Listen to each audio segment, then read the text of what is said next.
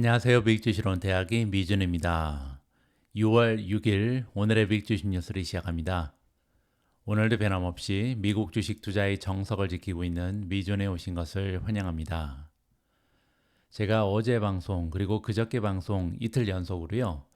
지금 현재는 미국 경제가 둔화되는 추세를 보이고 또 기준금리의 인하 가능성이 높아지면서 채권 금리가 하락하고 있잖아요. 따라서 미국 증시에 투자하고 있는 우리 투자자 입장에서는 테크주 위주로 올인해야 된다.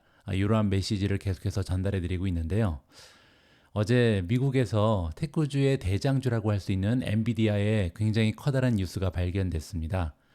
엔비디아가요, 드디어 시가총액에서 애플을 제치고 전 세계에서 두 번째로 가치 있는 회사로 등극을 했거든요. 그뿐만이 아니죠. 이번에 시가총액이 드디어 3조 달러를 돌파했습니다. 미중과 함께 주시는 투자자분들께서는 아마도 조금씩은 엔비디아 주식을 들고 계시지 않을까 개인적으로 기대를 하고 있는데요. 이렇게 오랫동안 미중과 함께 하시면서 엔비디아 주식으로 좋은 수익을 내고 계신 많은 투자자분들께 축하의 말씀을 아울러서 드리고 싶습니다. 오래간만에 시가총액 기준 전 세계 최대 기업 순위를 살펴보도록 하겠습니다. 잘 알고 계신 것처럼 1위는 마이크로소프트죠. 시가총액이 무려 3.151 트릴리언 달러입니다. 2위가 이제 엔비디아로 바뀌었고요. 3.011 그리고 3위가 애플이고요. 4위는 알파벳입니다. 2.177이니까 3위인 애플과 비교해서는 시가총액이 많이 떨어지죠. 5위 자리에는 아마존이 올라가 있고요. 6위는 사우디 아람코, 7위가 메타입니다. 8위는 버크셔스웨이, 그리고 9위 자리에 TSMC가 올라가 있고요.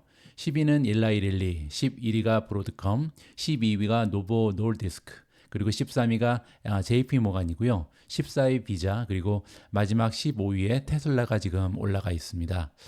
자, 이렇게 전 세계 시가총액 기준으로 1위부터 15위까지 기업들의 이름을 살펴봤는데요. 대부분의 기업이 미국 기업이죠. 따라서 우리가 왜 미국 증시까지 와서 주식 투자를 진행하고 있는지 다시 한번 확인해 볼 수 있는 리스트였습니다. 자, 오늘은 엔비디아 덕분에 기분 좋게 방송을 시작할 수 있을 것 같습니다. 6월 6일 준비된 오늘의 미국 주식 뉴스 바로 시작합니다. 오늘도 어제 미국 증시의 시황부터 정리하도록 하겠습니다. 결론부터 말씀드리면요. 3대 지수 모두 상승 추세를 만들어냈는데요.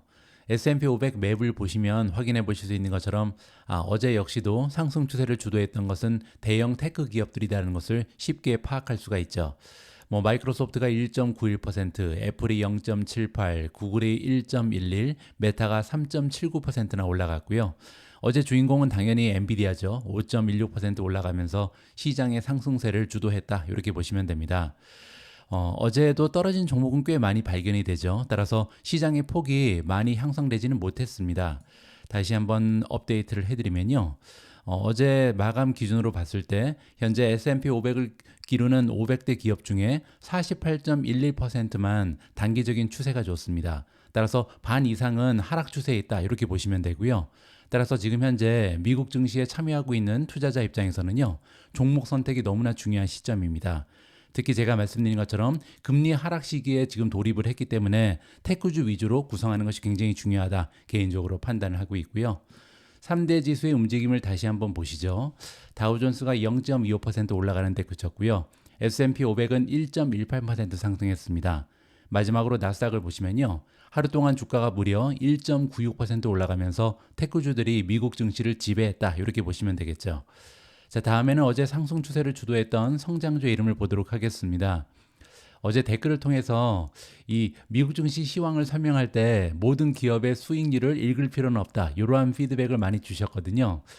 제가 이번 기회를 통해서 한번 말씀드리고자 하는 부분은 뭐냐면요.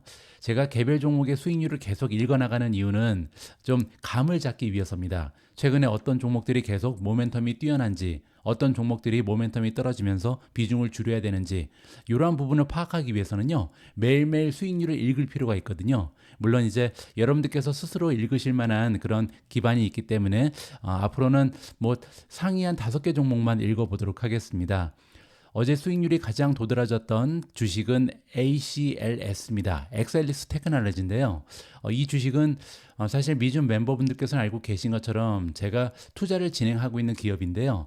아직까지 미준 탑13에 포함시키지는 않았습니다. 그런데 어제 공미도 스퀴즈가 발생하면서 주가가 하루 만에 14.23% 상승했다. 이렇게 보시면 될 것 같고요.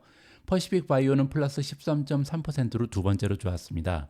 세 번째로 어닝 결과가 두드러졌던 크라우드 스트라이크가 11.98% 급등했고요. 네 번째로 HPE 역시도 어닝 결과가 굉장히 좋았죠. 따라서 플러스 10.68%로 마감이 됐고요.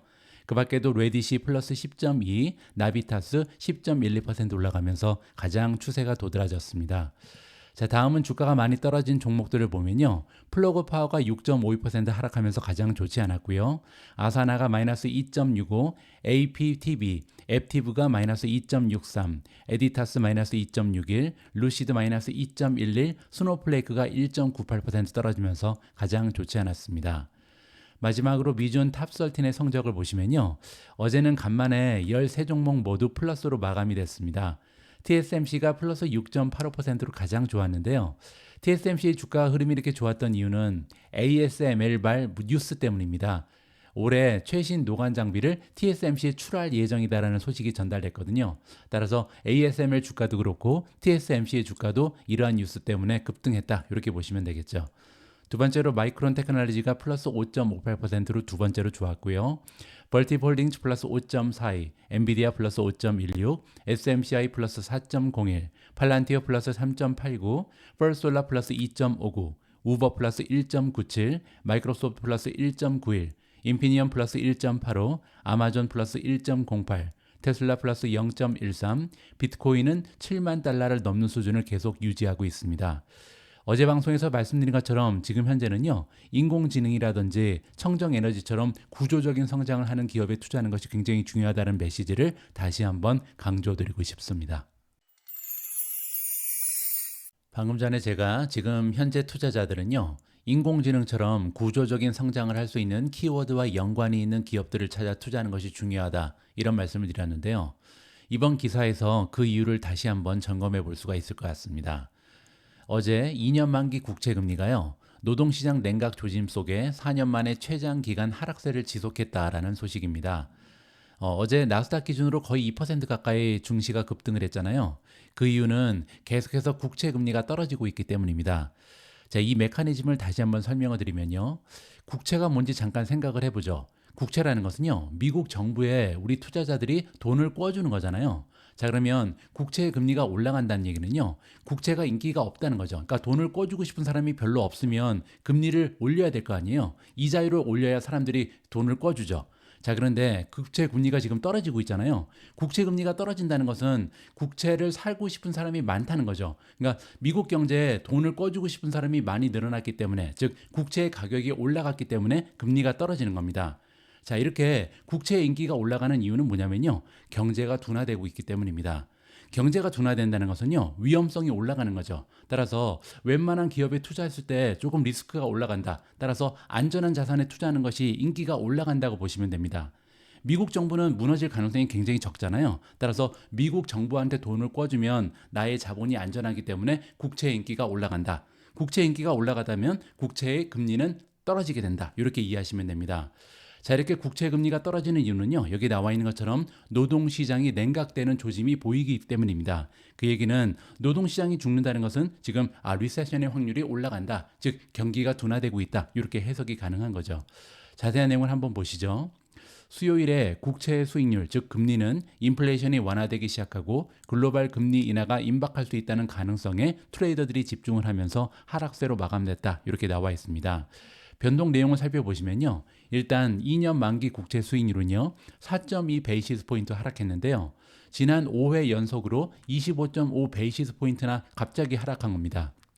그리고 또 이러한 추세는요, 2020년 6월 30일에 끝난 기간 이후에 가장 긴 하락세다. 5일 연속으로 25.5 베이시스 포인트 급락한 거죠. 따라서 지금 현재 국채 금리가 너무나 빠르게 하락하고 있다는 것을 다시 한번 확인해 볼 수가 있는 거고요. 10년 만기 국채 수익률은 4.6 베이시스 포인트 하락했고요. 30년 만기 국채 수익률 역시 4.3 베이시스 포인트 떨어졌습니다. 그리고 수요일에 국채 금리 수준은요, 4월 4일 이후 2년물 수익률 기준으로 가장 낮게 떨어진 거고요. 그리고 10년물, 30년 국채 금리 역시도 5거래 연속 하락한 이후에 3월 28일 이후에 이렇게까지 낮은 수준으로 떨어진 적이 없었다. 자, 따라서 지금 전반적으로 단기 국채도 그렇고 장기 국채도 그렇고 수익률이 계속해서 하락한다. 이 점을 우리가 확인해 볼 수가 있는 거죠. 자, 그러면 미국의 국채 금리가 왜 이렇게 떨어지는지 이 부분을 좀 이해를 해야 되잖아요. 두 가지 이유가 있었습니다. 어제 수요일에 캐나다가요, 정책 위반자들이 금리를 인하한 첫 번째 G7 국가가 됐습니다. 금리 인하를 드디어 단행했다는 거죠. 캐나다 중앙은행의 0.25%포인트 차입 비용 인하에 이어서 목요일, 즉 오늘은요, 중앙은행, 유럽의 중앙은행도 비슷한 조치를 취할 것으로 예상이 된다. 따라서 어제는 캐나다의 중앙은행이 금리를 인하했고요. 오늘은 이 유럽의 중앙은행이 똑같은 조치를 취할 것으로 지금 시장이 기대를 하고 있다. 따라서 다음에는 미국이 내릴 가능성이 굉장히 높아지는 거죠. 자, 그리고 또 한 가지 이유가 있었는데요. 수요일에 발표된 미국 경제 데이터인 ADP 민간 부분 고용 보고서가 있습니다.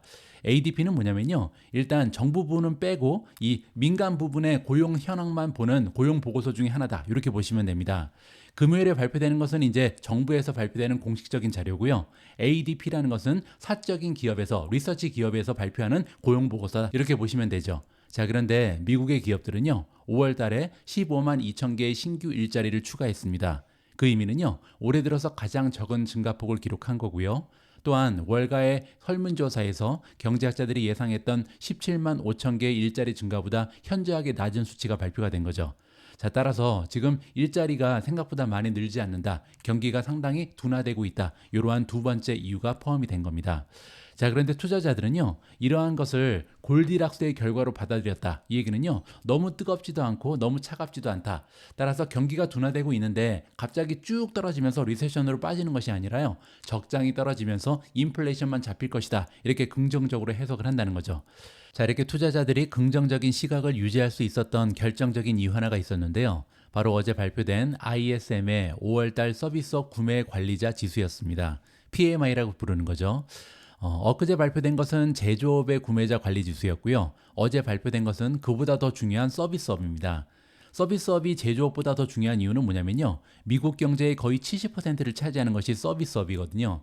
자, 그리고 PMI 지수에서 다시 한번 말씀드리면 이 구매 담당 매니저한테 물어보는 겁니다.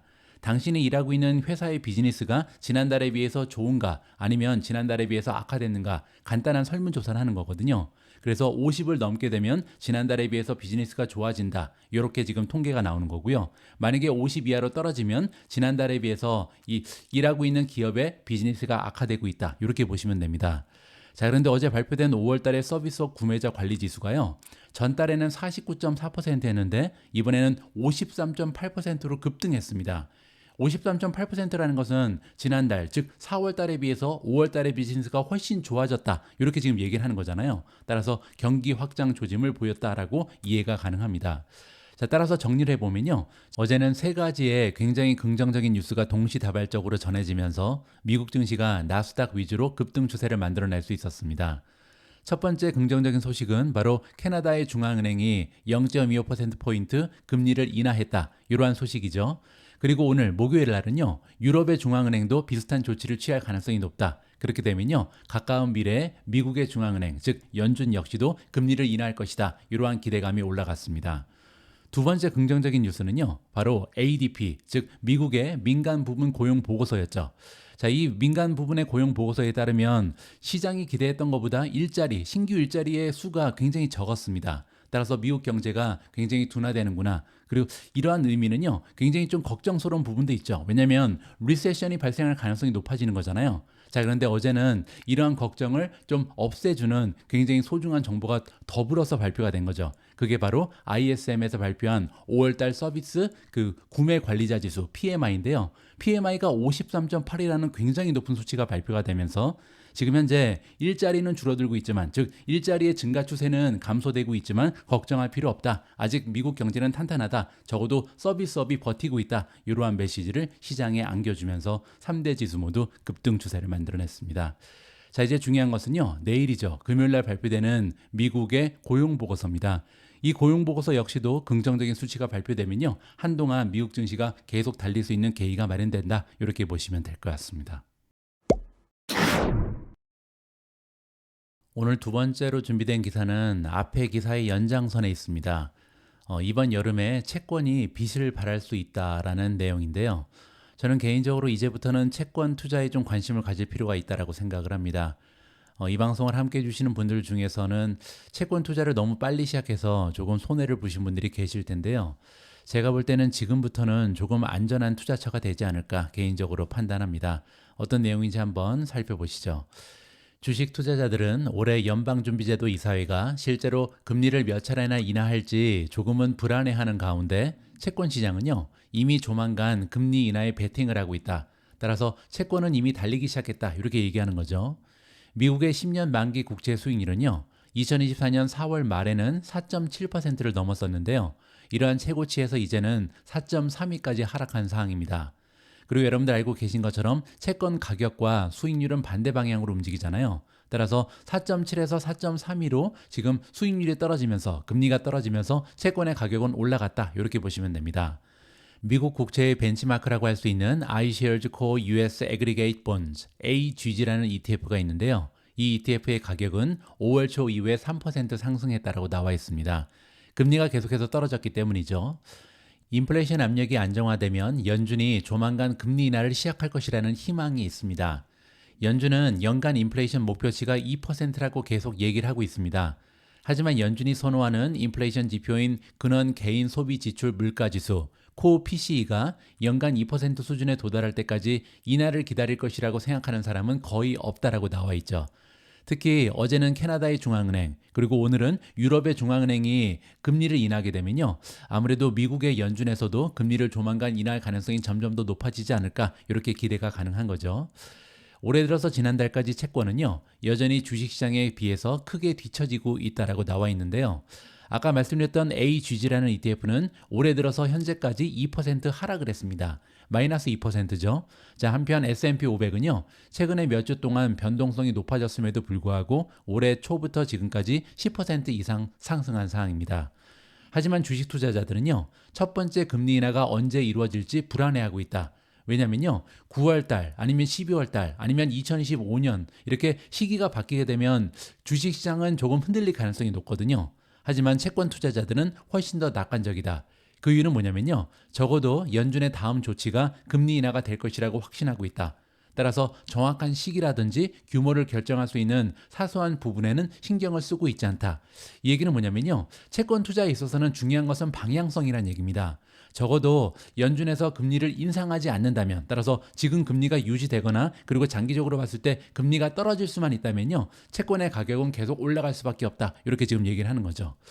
연준이 9월 또는 그 이후에 첫 인하를 단행한다면 그 시기가 주식시장에는 굉장히 중요하더라도 채권에는 중요하지 않다고 생각한다. EP 웰스 어드바이저의 투자 담당이사 아담 필립스의 의견이고요. 자, 이 필립스라는 투자자는 이렇게 얘기합니다. 실망스러운 소매 판매 그리고 악화되는 제조업 활동, 제조업 PMI를 얘기하는 거죠. 48밖에 되지 않았잖아요. 따라서 더 많은 경제 지표가 계속해서 경기의 약세 조짐을 보임에 따라서 장기 채권 수익률이 계속해서 하락할 가능성이 높다. 이렇게 주장을 하고 있습니다. 자, 이를 염두에 두고 필립스는요, 주식 60%와 채권 40%를 혼합한 60-40 포트폴리오를 구성하는 검증된 장기 투자 전략이 여전히 유효하다. 이렇게 주장하고 있고요. 따라서 안전한 투자하기 위해서는요, 지금 현재 60%는 주식에 넣고요, 40%는 채권을 가지고 있는 것이 좋다. 이렇게 지금 얘기를 하는 거죠.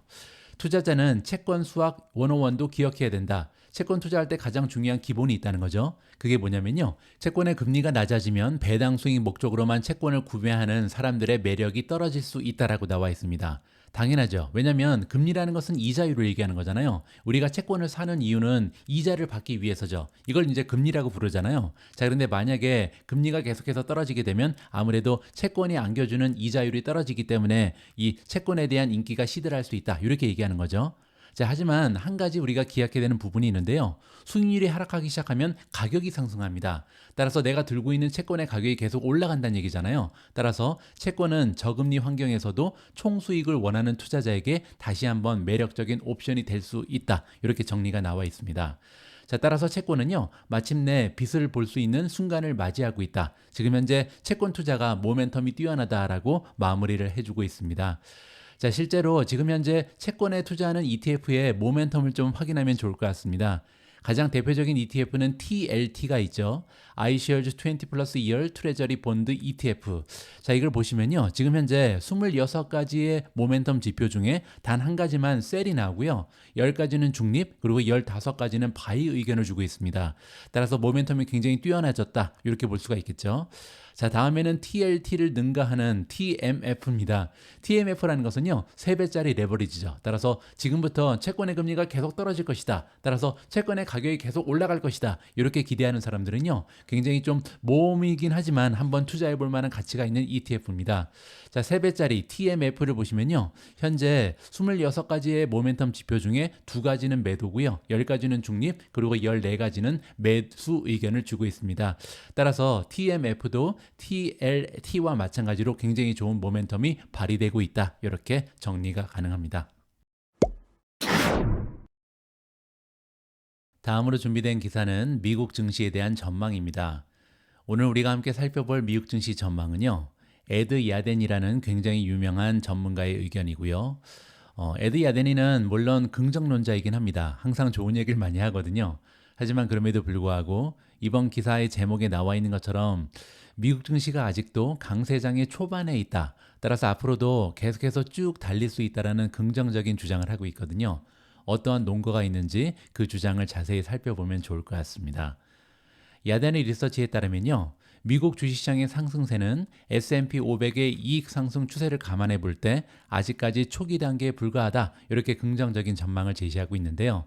근거는 S&P 500의 이익 상승 추세죠. 자, 이게 무슨 얘기인지 다시 한번 보죠.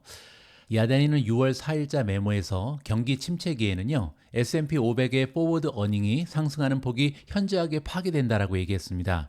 이 얘기는 경기 침체라는 것은 기업의 수익이 줄어들 수밖에 없잖아요. 따라서 3개월 이후에 우리의 수익이 이렇게 될 것이다. 전망치를 계속해서 수정하는데 이 수익치가 계속해서 떨어진다. 이렇게 보시면 됩니다.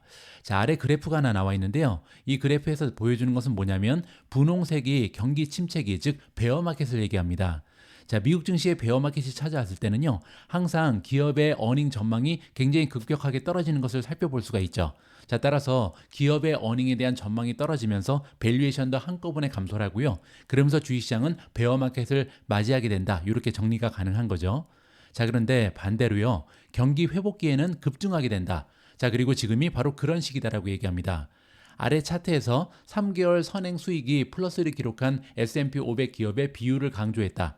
자, 여기에 파란색을 보시면요, 이 파란색이 뭐냐면 전체 500대 기업 중에 앞으로 3개월 이후에 수익이 이렇게 될 것이다, 전망치를 상향 조정한 기업의 퍼센티지를 얘기합니다. 중간이 50%잖아요. 따라서 50% 이상으로 올라가게 되면요, 현재 미국을 대표하는 500대 기업 중에 기업의 수익이 향상할 것이라고 전망하는 기업의 숫자가 50%를 넘는다. 이렇게 보시면 되겠죠. 자, 그리고 베어마켓에서는 이 수치가 계속해서 떨어지다가 그리고 이제 상승 추세가 발견되면서 베어마켓이 벗어나고요, 드디어 불마켓이 시작된다. 이렇게 보시면 되죠. 자, 그런데 지금 현재는요, 2022년에 계속해서 3개월 선행 수익이 마이너스를 보였죠. 계속해서 떨어졌잖아요. 많은 기업들이 3개월 이후에 수익이 감소할 것이다. 이렇게 전망치를 하향 조정한 겁니다. 그리고 나서 이제 2023년 들어서는요, 꾸준히 이 수치가 올라가고 있죠. 따라서 이제는 베어마켓이 끝나고 불장이 시작한 지 얼마 되지 않았다. 이러한 논지가 발견되고 있습니다. 이는 우리가 실제로 강세장의 초기 단계에 있으며 아직까지 갈 길이 멀다는 것을 시사한다. 야데니가 얘기를 하고 있고요. 수요일 미국 증시는요, 5월달 미국 고용이 둔화되었다는 ADP 데이터와 5월 경제 서비스 부분이 월가의 예상보다 강세를 보였다는 ISM 서비스 PMI 보고서를 투자자들이 소화하면서 대부분 상승세를 보였다. 이 부분 우리가 같이 확인해 봤죠. 자, 미국 정부는요, 금요일에 5월달 일자리 증가율에 대한 보고서를 발표할 예정이다. 고용 보고서를 얘기하는 거고요. 우리 투자자들은 인플레이션이 올해 연방준비제도가 금리를 인하할 수 있을 만큼 진정될 것인가, 여기에 대해서 신호를 주시하면서 큰 기대를 걸고 있다. 자, 따라서 두 가지가 걸려 있는데요. 일단 첫 번째는 연방준비제도에서 금리를 낮출 만큼 이 인플레이션이 잡히는 모습을 보여야 되고요. 두 번째는 리세션이 발생하지 않아야 되죠. 따라서 경기가 둔화되는 것은 괜찮은데 둔화되는 수준에서 급격하게 떨어지면 안 되는 거죠. 따라서 금요일날 발표되는 고용 보고서에서는요, 굿뉴스가 굿뉴스로 해석될 가능성이 높습니다. 따라서 경기가 탄탄한 모습을 보이는 것이 오히려 주식시장에는 도움이 된다, 개인적으로 판단을 하고 있습니다. 자, 다음으로 준비된 기사는 어제 시가총액 2위 기업으로 등극한 엔비디아 관련된 뉴스입니다. 엔비디아가 앞으로도 30% 추가 상승 가능이 있다라는 뱅크 오브 아메리카의 의견이고요. 어떠한 전망을 안겨주고 있는지 한번 읽어보시죠. 엔비디아가 인공지능 칩 제조 분야에서 앞서 나가면서 주가는 앞으로도 30% 추가적으로 상승할 수 있다. 뱅크 오브 아메리카가 주장을 하고 있고요. 일단 경쟁사 AMD, 인텔 그리고 맞춤형 칩이라고 부르는 ASIC이 있습니다. 이건 이제 아마존이라든지 마이크로소프트, 메타 이런 기업에서 맞춤형 칩을 스스로 만들고 있잖아요. 따라서 경쟁은 계속해서 가속화되고 있죠. 하지만 그럼에도 불구하고 성능, 파이프라인, 점유율, 규모 및 개발자 지원 이렇게 다양한 분야에서 수년간 앞서 나가고 있는 기업이 엔비디아다 이렇게 설명을 하고 있습니다. 수요일 메모에서 분석가 비벡 아리아가 얘기하고 있고요. 비벡 아리아의 성적표를 다시 한번 보여드리겠습니다. 바로 이 전문가고요. 8,883명 중에 11위입니다. 따라서 거의 최상위 그룹이다 이렇게 보시면 되고요. 석세스 레이시 무려 70%입니다. 따라서 10개 정도의 주식을 선정하면 7개는 맞아떨어진다 이렇게 보시면 되고요.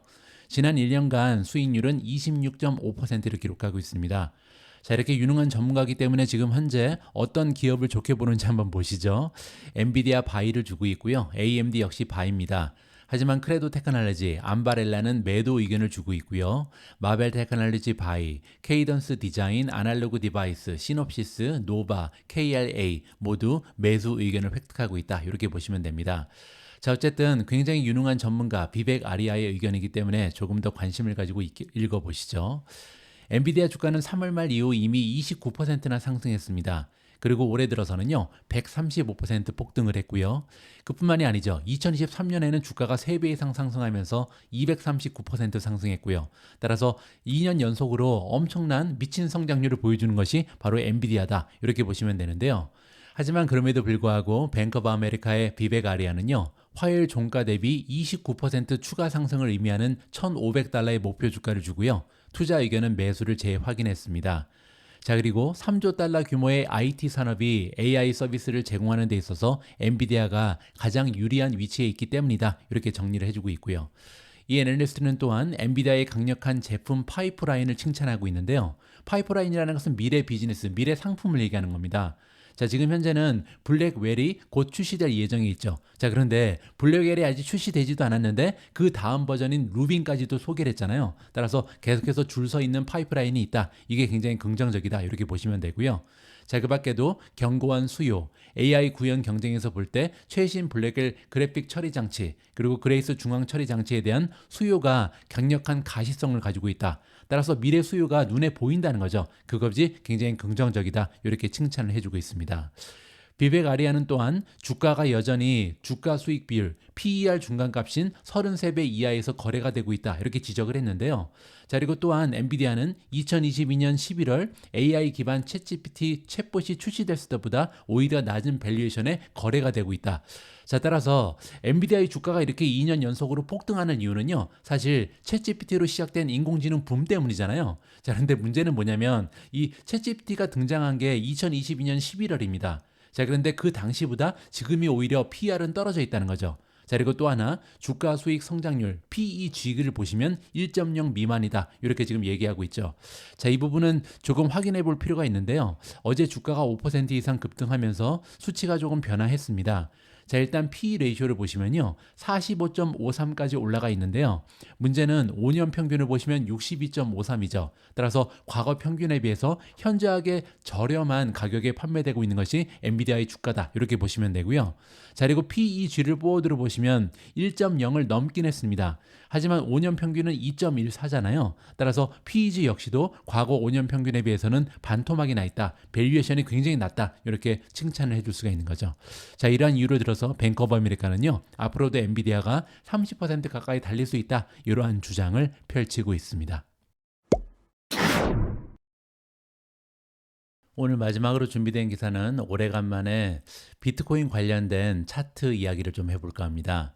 차트 전문가 의견에 따르면요. 비트코인이 4가지의 강세 패턴을 형성했다라고 합니다. 한번 살펴보시죠. 비트코인은 지난 3월 7만 달러를 처음 돌파한 이후에 줄곧 7만 달러 선을 넘나들었다. 따라서 한 3개월 정도 횡보를 했다는 거죠. 그 이후에 주춤하는 모습을 지켜보는 것은 암호화폐 애호가들에게는 실망스러웠을 수 있다. 하지만 비트코인도 때때로 숨을 고를 필요가 있다라고 합니다. 자, 그리고 지난 3개월 동안 그렇게 함으로써 이제는 4가지의 다른 강세 패턴을 형성했다라는 반가운 소식입니다. 따라서 기술적 분석을 해보니까 4가지나 강세 패턴이 발견된다. 하나하나씩 한번 살펴봐야겠죠. 첫 번째는요, 하락형 쐐기 패턴이라고 합니다. 영어로는 falling edge 패턴인데요. 자, 이게 뭐냐면 지금까지 공식적으로 발동된 것은 4가지 중에 2가지뿐이다. 그중 하나가 바로 아래에 나와 있는 하락형 쐐기 패턴인데요. 이는 강세처럼 들리지 않는다. 왜냐하면 이름이 하락형이잖아요. 하지만 더 큰 추세에서 발생하는 되돌림 형성을 설명하다. 이렇게 보시면 됩니다. 비트코인은 지난 12개월 동안 3차례에 걸쳐서 이러한 차트 형성을 성공적으로 돌파한 적이 있다라고 합니다. 자, 이게 뭔지 다시 한번 좀 설명을 해드려야 될 것 같은데요. 여기 보시면 선을 보시면 원래는 고점하고 저점하고 차이가 굉장히 많이 나는데요. 가면 갈수록 좁아지죠. 자, 이게 한 번 더 나오죠. 고점과 저점의 사이가 점점 줄어듭니다. 세 번째도 마찬가지로 고점하고 저점하고 계속해서 그 차이가 줄어들고요. 마지막 최근에 똑같은 현상이 발생되는 거죠. 따라서 전반적으로 비트코인이 하락 추세를 보였음에도 불구하고 고점하고 저점의 차이가 좁아진다는 것은요. 결국 이러한 현상이 끝나면서 상승 추세가 발견된다. 여기 3번이나 그런 현상이 계속해서 반복됐잖아요. 이번에도 똑같은 현상이 발생될 가능성이 높다. 강세 패턴이 발생된다. 이런 걸 우리가 하락형 쐐기 패턴이라고 합니다. 그리고 이번에 최근 돌파에서 발견된 이동 목표치는요 79,000달러라고 합니다. 따라서 지금 현재 7만 달러 정도 되잖아요. 7만에서 7만 9천이면 10% 이상 급등할 가능성이 높다. 첫 번째 쐐기 패턴에서 우리가 발견해 볼 수가 있는 거고요. 자, 그런데 한 가지의 조건이 있다고 합니다.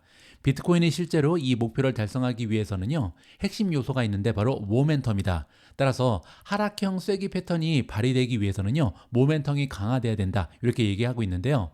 이는 파란색으로 표시된 14일 RSI 지표로 확인할 수가 있다라고 합니다. 이전 3번에 있었던 하락형 쐐기 패턴 돌파는요 RSI가 과매수 영역으로 이동하는 것을 동반했다.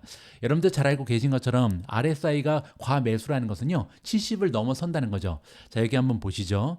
여기 한번 뚫고 올라갈 때 보시면요 RSI가 70을 뚫었습니다. 자, 그리고 두 번째는요 70을 뚫어도 한참 뚫었죠. 거의 90 가까이까지 올라간 적이 있었고요. 세 번째도 마찬가지로 한 80에서 85까지 돌파를 했습니다. 그런데 이번에는 아직까지 쐐기형이 나타나긴 했는데 하락 추세가 지금 좁혀지긴 했잖아요. 이 상승하고 하락하고 이 고점하고 저점하고의 차이가 줄어들긴 했지만 아직까지 RSI 지수가 한 60 정도에 머물러 있죠. 제가 정확한 수치를 한번 보여드리죠. 밑에 해놨는데요.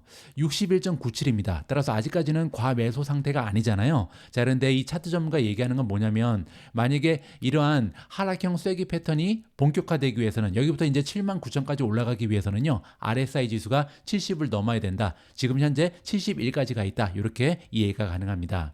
자, 두 번째는요. 하나의 차트에서 2개의 각각 다른 상승 패턴이 발견된다. 이렇게 얘기하고 있는데요. 자, 보시는 것처럼 한 6개월 정도 차트를 보시죠.